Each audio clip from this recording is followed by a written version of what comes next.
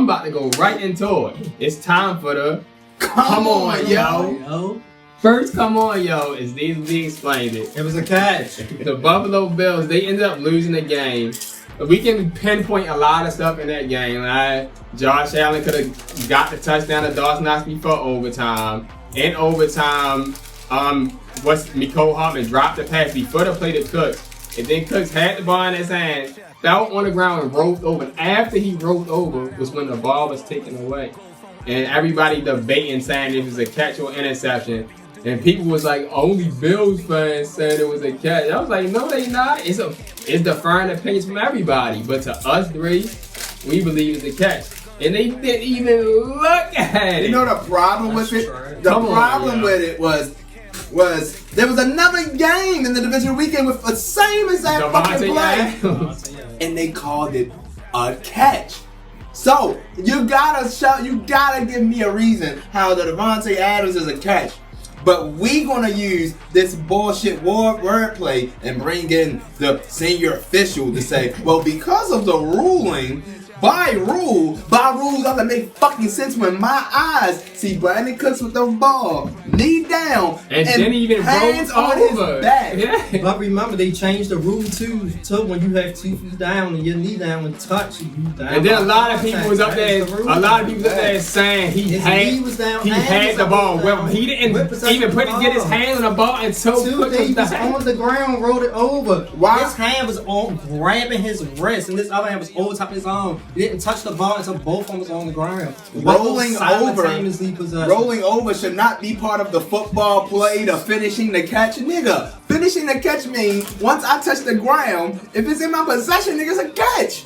Then when I think the game against the Bills and Patriots, when the Bills came back, it was a similar play like that. The person on the Bills caught the ball, it was Christian Gonzalez. And Christian Gonzalez and they gave the ball to the Bills. Same thing happened with A-Rod when he threw the ball and they got tipped back and tried to catch it. Yeah. It also happened last year with the Chiefs and Bills with Xavier Worthy. That's the reason why I continue to say this shit is scripted, because these motherfuckers choose when they want to say something is not legal, something ain't legal. Oh, the rules say this, the rules say that. Too many times over the last 2 weeks of Wild Card Divisional Weekend, there was too much referee influence on the outcome of those games. Like you said, we can blame it on Dawson Knox and this, but as Darren has stated multiple times, sometimes these referee plays and stoppages affect momentum that teams have built up.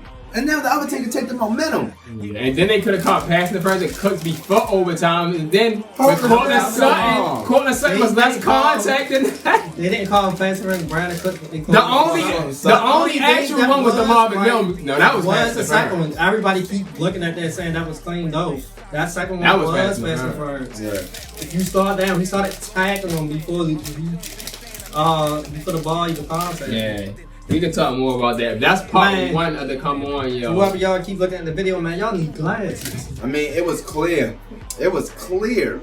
When he got it, I was like, hold up, didn't he catch it and rolled over and tuck it? It was clear that and this is the reason why Josh Allen was crying. And I'm gonna be honest with you. What did I keep saying? When these niggas go in at halftime, the fucking script changes, bro. And sometimes the script only goes to these fucking coaches. Because it used to go to everybody. Now it just goes to the coaches. The coaches just hand out little pieces of what they need them to do. I guarantee you Josh Allen didn't know that fucking script had changed for his team not to win until the very end. That's why his ass was crying in that press conference. And y'all want me to tell y'all a theory that I told Darren? I got a theory is that they couldn't choose between the Patriots and the Bills. So they said one of y'all gonna lose before y'all get to the AFC Championship. So they won't have to play each other in the AFC Championship.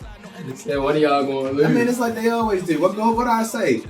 You give back what you give in. Yeah, Josh Allen still ain't winning. We're gonna be criticized. But guess what? We gave you an MVP.